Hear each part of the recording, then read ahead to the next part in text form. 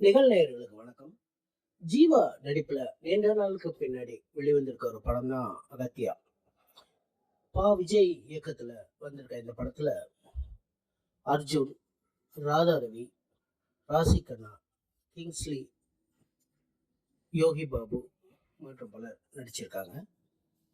இந்த படத்தோட கதைக்களம் என்ன அப்படின்னு கேட்டீங்கன்னா, சித்த மருத்துவத்தையும் அலோபதி மருத்துவத்தையும் பற்றிய ஒரு கதை. சித்த மருத்துவத்தோட மகிமைகளை இந்த படத்துல சொல்றாங்க. உண்மையாலுமே இது இந்த காலகட்டத்துல நமக்கு தேவையான ஒரு விஷயம்தான். இந்த சித்த மருத்துவம் எப்படி மறக்கடிக்கப்பட்டது, அந்த மாதிரியான விஷயங்கள்ல டீட்டெயிலா அந்த படத்துல சொல்லியிருக்காங்க. நிச்சயமா இதுக்கு ஒரு வாழ்த்து சொல்லலாம். ஏன்னா இந்த மாதிரியான ஒரு படம், கதைக்களம் இன்னைக்கு யாரும் சொல்ல தைரியம் வர்றதில்லை. இதுல பாத்தீங்கன்னா, நம்ம கதையோட நாயகன் பாண்டிச்சேரியில இருக்க ஒரு பேய் பங்களான்னு சொல்லிட்டு ஒரு பில்டிங் எடுத்து ஹாரர் ஹவுஸா மாத்தி வியாபாரம் பண்ணிட்டு இருக்காரு. அப்போ அங்க நடக்கிற சில சம்பவங்களை தான் படமாக்கியிருக்காங்க. இந்த படத்துல பாத்தீங்கன்னா அர்ஜுன் பாத்தீங்கன்னா ஏறக்குறைய அவரு ஒரு செகண்ட் ஹீரோ மாதிரி பண்ணியிருக்காரு.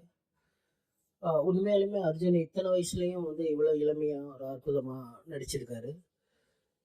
அவருக்கு ஒரு வாழ்த்து சொல்லலாம். அதே மாதிரி இந்த படத்துல ஒரு முக்கியமான கேரக்டர் பாத்தீங்கன்னா, அந்த படத்தோட வில்லன். இவர் பாத்தீங்கன்னா பாண்டிச்சேரியில நடக்கிற இந்த கொடுங்கோல் ஆட்சிகளை பத்தி ரொம்ப விரிவா சொல்லியிருக்காங்க. அந்த காலத்துல பிரெஞ்சுக்காரங்களாம் என்னெல்லாம் பண்ணாங்க அப்படின்றது ரொம்ப இதா சொல்லியிருக்காங்க. இவர் ஒரு காலகட்டத்துல அர்ஜுனை கொன்னுடுவாரு. அவர் அர்ஜுன் புற்றுநோய்க்கு ஒரு மருந்தை கண்டுபிடிச்சிருப்பாரு. அதை ஒரு சமயத்துல அந்த வெள்ளைக்காரன் எடுத்து மறைச்சு வச்சுட்டு சமாதி ஆயிடுவார். அதை எப்படி கண்டுபிடிச்சாரு ஜீவா அப்படின்றதுதான் கதை. அவங்க அம்மா கேன்சரால பாதிக்கப்பட்டு இருப்பாங்க.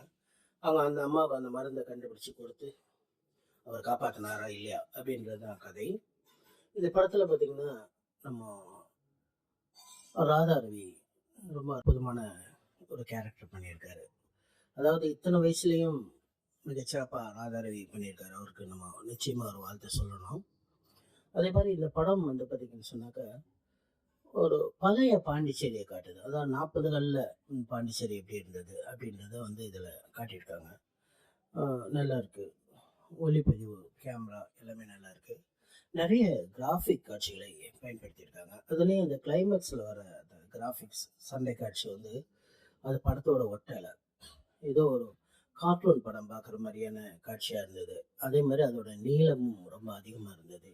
அந்த கிளைமேக்ஸ் காட்சியோட நீளத்தை அவங்க குறைச்சிருந்தாங்கன்னா இன்னும் நல்லா இருந்திருக்கும். மற்றபடி யோகி பாபு ஒரு கால ஆரம்பத்தில் போகிறாரு. பெருசாக நகைச்சுவை இதில் ஒன்றும் எடுபடலை. பட் ஒரு குழந்தைகளோட பார்க்கறதுக்கு உண்டான ஒரு படமாக இது அமைஞ்சிருக்கு. அதே மாதிரி இதில் முக்கியமான ஒரு காட்சியை நமக்கு சொல்லியிருக்காங்க. அதாவது வெள்ளைக்காரன் நம்மகிட்ட விட்டுட்டு போன ஒரு விஷயம் அப்படின்றது இந்த டீ காஃபி சாப்பிட்ற பழக்கம். இந்த டீ காஃபி சாப்பிட்றத நம்ம இன்ன வரைக்கும் கடைபிடிச்சிருக்கோம். இன்னைக்கு பார்த்தீங்கன்னா தமிழ்நாட்டில் இந்தியா போல டீ கடைகளே இல்லாத ஊர் அப்படின்னா நிச்சயமா பார்க்க முடியாது. எல்லா ஊர்லேயும் இந்த டீ கடை, ஹோட்டல் அப்படின்றது நிச்சயமா இருக்கு. இந்த டீ குடிக்கிற பழக்கத்தை அவங்க எப்படி உருவாக்குனாங்கன்றத இந்த படத்துல சொல்லியிருக்காங்க. நிச்சயமா அது ஒரு பாராட்ட வேண்டிய ஒரு விஷயம். அதாவது பிரெஞ்சில் வெள்ளைக்கார ஆட்சியில என்ன பண்ணுவாங்கன்னா, இலவசமா டீ ஊற்றுவாங்களாம், காப்பி டீ ஊற்றுவாங்களாம். ஊற்றி மக்களுக்கு இதை பழக்கப்படுத்துவாங்களாம்.